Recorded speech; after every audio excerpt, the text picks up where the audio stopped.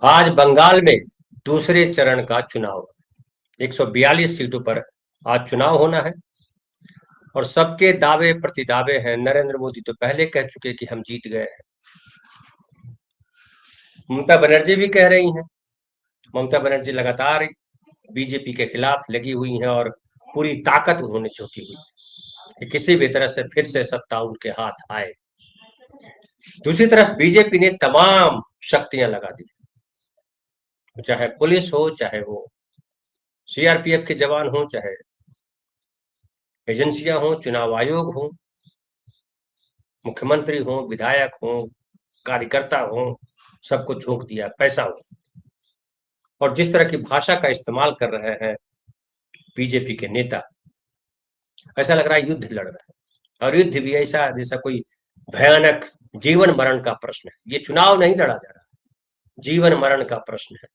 या टीएमसी जिए या बीजेपी जिए। और नरेंद्र मोदी जी को लग रहा है कि ये उनका आखिरी है कार्यकाल है प्रधानमंत्री के तौर पे, इसलिए बंगाल अगर जीत ले तो कमाल हो जाए। लेकिन बंगाल जीतना आसान दिखाई नहीं पड़ रहा है और इसकी वजह यह है कि जो एंटी इनकम्पेंसी है टीएमसी के खिलाफ या कहिए ममता बनर्जी के खिलाफ, उसको खुद बीजेपी सही तरीके से भुना नहीं रही। बीजेपी ने शुरुआत से चुनाव की घोषणा से पहले ही हिंदू मुसलमान को मेन रखा और उसने पूरी जो जो अपना कैंपेन चलाया, पूरी जो अपनी राजनीति की मत पश्चिम बंगाल में, वो राजनीति की हिंदू मुसलमान को लेकर और वोटों का ध्रुवीकरण किस तरह से हो ये ख्याल रखा।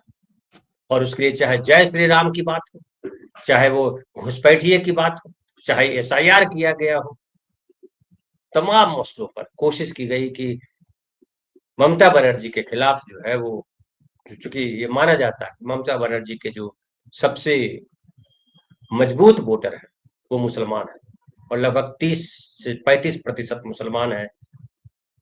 और ये जो मुस्लिम वोट है, कहा जा रहा है कि ममता बनर्जी की असली ताकत है।